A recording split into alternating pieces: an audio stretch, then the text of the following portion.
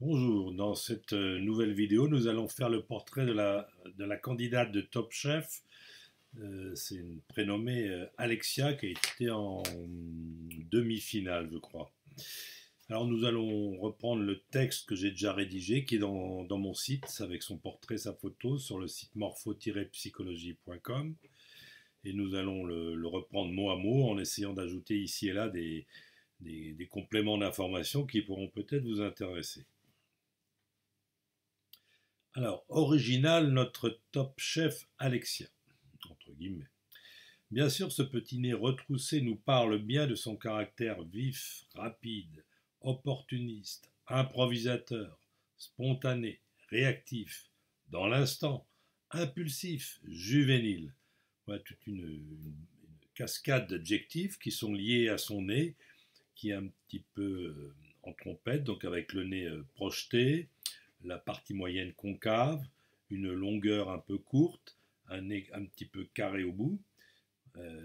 Avec ça, on a un petit peu tout de suite toute cette panoplie de comportements qui en découle évidemment. Mais alors bon, il y a un côté, un retour de médaille, hein, mais avec ces autres qualificatifs. Et donc je continue, mais pouvant aussi manquer de prévoyance, d'anticipation, de stratégie, de maturité, de retenue, de self-control, d'auto-assurance, de continuité. Alors la prévoyance, l'anticipation, évidemment, quand on est dans l'instant avec un nez concave, dans l'instant, dans le moment présent uniquement, on peut manquer d'anticipation, de stratégie. La maturité, c'est le nez un peu court, mais enfin, on peut pas tout avoir, mais enfin, un petit peu d'immaturité, ça donne un côté sympa, vif, jeune, etc. Bon, la retenue, bien sûr, quand on est un petit peu le nez un petit peu avec l'extrémité sur le profil saillante, la retenue n'est pas la première chose qui vient. Le self-control non plus. L'auto-assurance, c'est un petit peu et la continuité, c'est plutôt la longueur du nez. L'auto-assurance et la continuité, c'est important, c'est le nez long. Le nez long induit forcément ces choses, mais enfin, en contrepartie, un nez long, on est moins gai, vif, rapide, comme j'ai pu l'évoquer dans les premiers qualificatifs liés à la morphologie de son nez. Donc, nez pas très long, concave, nettement concave. Le bout est saillant de profil et le nostrum légèrement négatif. Voilà. Bon, voilà un petit peu pour ce premier pas sur le nez. Donc dans son cas, on continue, sa bouche étroite, bien visible sur le cliché. Alors, bien visible, pas tellement sur ce cliché-là, sur le cliché du site, oui. Mais en tout cas, la bouche est bien étroite. Ceci est à mon avis un atout par l'individualisme et l'autonomie que cela lui procure. Donc en effet, une bouche étroite, ça donne un côté solitaire, bien sûr, et ce qui permet de s'extraire de la pensée ambiante dans lequel on est. Et donc ça donne une espèce de personnalité à l'individu. Donc c'est une solitaire qui va assumer des choix originaux en dehors des sentiers battus, dans sa vie personnelle et dans son travail. Alors, on continue avec son profil. Son profil de visage plat, concave, va lui néanmoins plus dans le sens du traditionnel et du conformisme. Donc là, on n'est plus du tout dans le cas de la bouche. Donc on est un petit peu dans un côté opposé. Donc le côté concave, c'est le digestif. Hein. Le digestif, ça parle de typologie que j'explique dans un des chapitres du livre et sur le site internet. Hein, le digestif a entre autres un profil concave, donc ce qui lui donne un côté traditionnel, conformiste, comme on vient de le dire. Et donc entre la bouche et le profil qu'on peut voir dans notre cas, là, il y a une contradiction chez notre candidate qui peut être source de tensions internes, comme c'est toujours le cas. Quand il y a des contradictions, il y a des tensions. Elles peuvent se voir, bien sûr.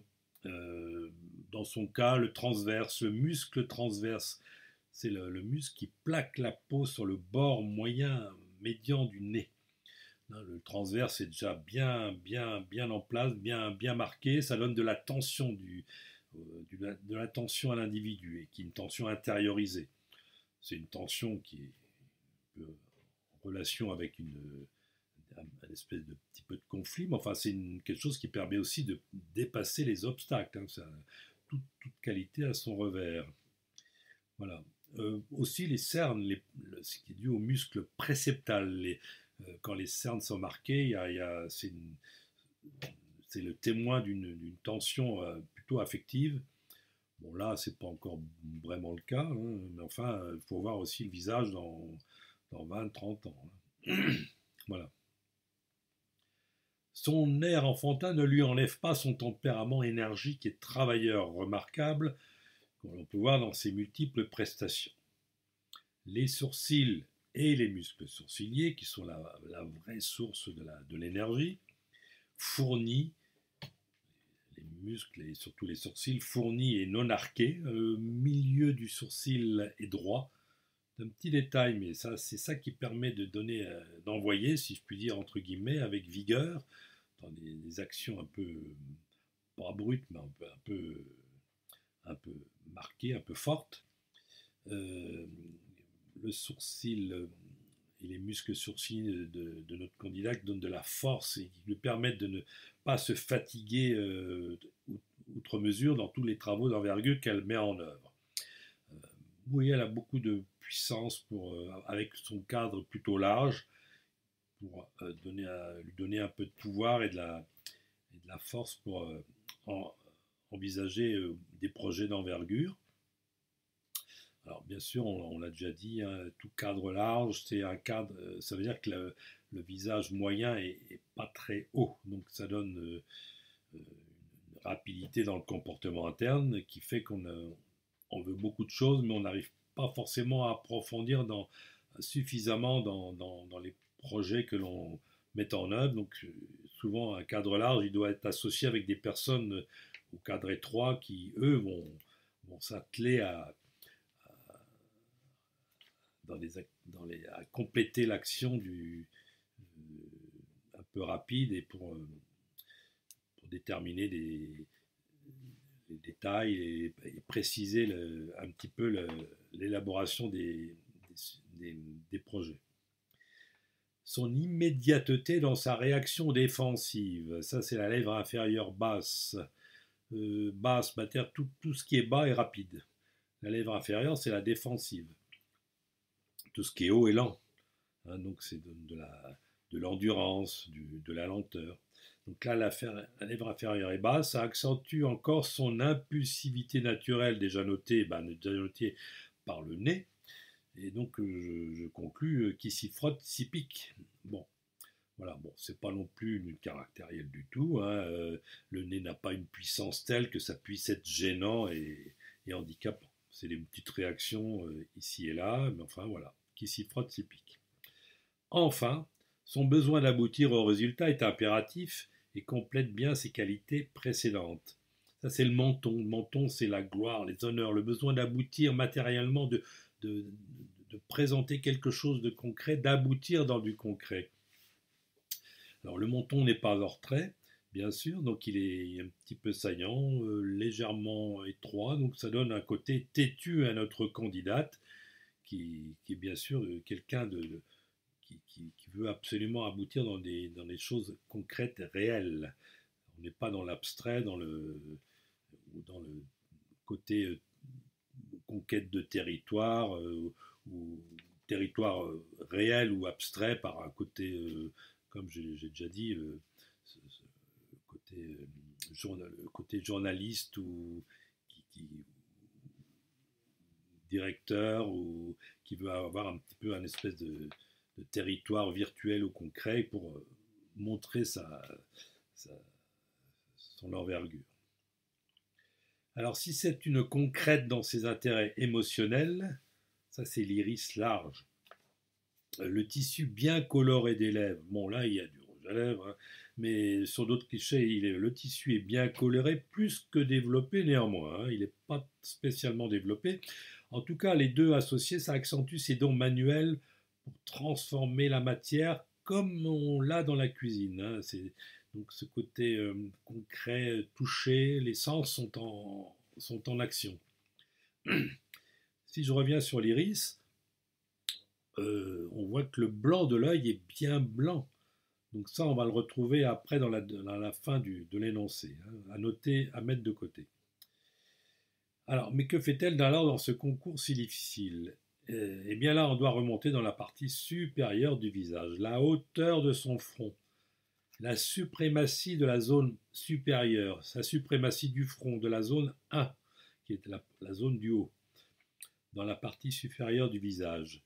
Donc la hauteur de son front, donc la qualité des idées, de l'ambition des idées, et sa suprématie sur le reste du visage, le côté cérébral, par la prédominance de la zone 1, provoque une forte ambition dans la qualité de ses idées et de ses réflexions, et une espèce de cérébralisation. Encore une fois, la cérébralisation, ça se trouve en typologie, hein, c'est la zone 1 bien développée aux dépens des deux autres zones. Alors, on le sait, ça induit beaucoup d'orgueil, de projets fous. Donc, c'est un moteur. L'orgueil est un moteur, hein, et les projets fous, un petit peu déjantés, qui poussent l'individu à faire des choses hors normes. Le dégarnissement de l'implantation haute des cheveux en rajoute un petit peu, on le voit bien dans cette cérébralisation. Voilà. Et comme on avait mis de côté le blanc de l'œil, et le blanc de l'œil, l'iris est large, bien sûr, le concret est là, les émotions sont concrètes. Le blanc de l'œil indique bien une côté, renforce et accentue le côté intellectuel. Donc on a vraiment les deux chez cette candidate, hein. Alors, en gros, c'est donc son front haut et son iris large qui ont pu l'emmener si loin dans sa discipline et maintenir intacte son ambition. De grandes idées dans du concret, hein, les deux un petit peu liés. Voilà. Donc la ligne centrale maintenant, la ligne centrale, c'est la ligne qui part du tragus et qui va vers la pointe du nez. Ça se voit sur le profil. Mais en résumé, la ligne centrale plutôt haute, c'est l'oreille qui semble placée haute par rapport à la pointe du nez. Sur le profil, mais sur le trois quarts aussi. Donc la ligne centrale plutôt haute va elle aussi dans le sens d'une activité non intellectuelle mais plus matérielle. Donc l'un n'empêche pas l'autre, hein. On peut avoir un côté astucieux, intello, cérébral, mais ne pas être forcément un intellectuel forcené. Son ambition et sa cérébralisation ne sont pas synonymes d'intello. Voilà. Ce front d'ailleurs n'est pas creusé en son milieu et plutôt plein. Ça c'est quelque chose qu'on note bien. Le front un peu plat ou rond, arrondi, c'est le front de l'enfance, c'est l'imaginaire au pouvoir. Et le front un petit peu peut se creuser avec l'âge, mais pour l'instant c'est pas le cas. Donc ce front d'ailleurs n'est pas creusé en son milieu, plutôt plat. Si cela donne de l'imagination, un esprit créatif remarquable, cela diminue en proportion le réalisme et le pragmatisme. Chaque qualité donc a son revers. Voilà. Par contre, la largeur du front est toujours signe de puissance intellectuelle et donc d'esprit synthétique. Et elle cache quand même bien son jeu. Au total, donc, en tenant compte de son nez déjà analysé, je rajoute avec son côté un petit peu ambitieuse, mais pas toujours suffisamment dans la durée. Je pense qu'elle devra se faire entourer et se seconder par d'autres personnes pour les côtés matériels, laborieux, administratifs de son futur métier. Voilà. Voilà quelques éléments pour notre candidate Top Chef Alexia. Voilà. À bientôt, à une autre fois.